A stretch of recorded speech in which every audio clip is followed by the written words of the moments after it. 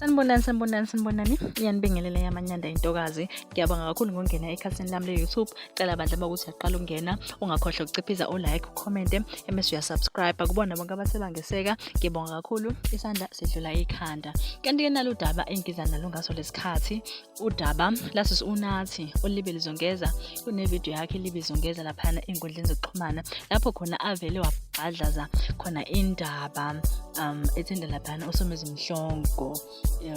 Ukhulume lolu daba eku-Broadcast and Chill enye yama-media lapho khona avele nje waveza isibhaqa sendaba sokuthi ena-ke uSomizi unecala elise-court le-sex offender, ngamanye amagama icala leli lokunyukubeza.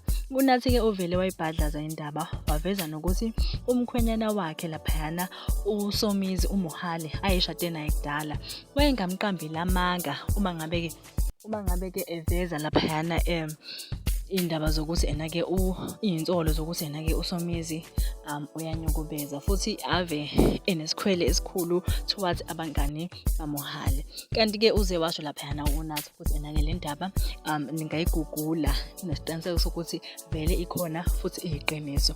Kanti-ke waveza nodaba oluthinta laphayana ama-idols. Sikhumbula kuhlelo laphayana obelidlala kuMzansi Magic, uhlelo lwamathalente laphana aveze khona ukuthi uSomizi wamiswa emsebenzini emva kokuvela kwalezi nsolo ezibucayi kangaka.